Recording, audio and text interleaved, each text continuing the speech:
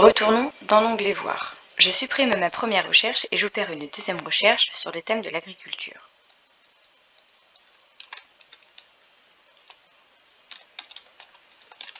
J'appuie sur la touche Entrée de mon clavier. J'apporte un point de vigilance sur les filtres. Nous n'avons pas désélectionné la Sarthe, donc objectivement la recherche est basée sur toutes les formations dont l'intitulé comporte le mot agriculture en Sarthe. En cliquant une seconde fois sur le département en question ou dans le vide au sein de la cartographie, nous annulerons le filtre.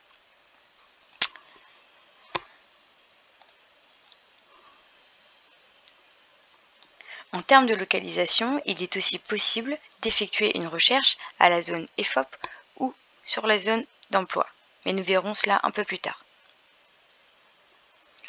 Sur le champ de l'emploi et de la formation, les familles de métiers sur lesquelles reposent les formations dont l'intitulé ressemble à l'agriculture sont visualisables et filtrables.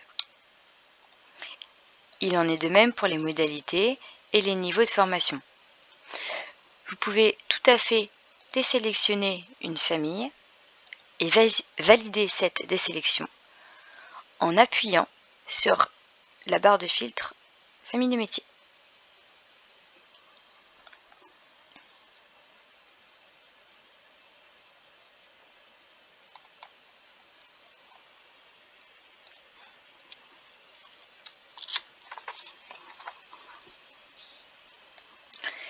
Vous pouvez ici constater que les visualisations sont à l'identique, car je me suis assuré que aucun département était filtré. Nous sommes donc à l'échelle Pays de la Loire.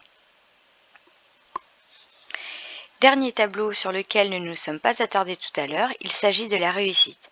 On retrouve le CAP agricole métier de l'agriculture avec les effectifs présents et les effectifs admis à un examen, donnant ainsi un taux de réussite. Je précise qu'ici, tout est calculé à la maille formation et non à l'établissement. Avant de terminer, j'aimerais revenir sur la vigilance dont je vous ai parlé en début de tutoriel. En effet, je vous ai indiqué qu'il était important d'être attentif aux filtres qui auraient pu être opérés en amont d'une nouvelle recherche. Je souhaite vous partager une astuce qui annulera strictement tous les filtres. Ce raccourci réinitialisera l'outil au point 0. Il s'agit du raccourci F5.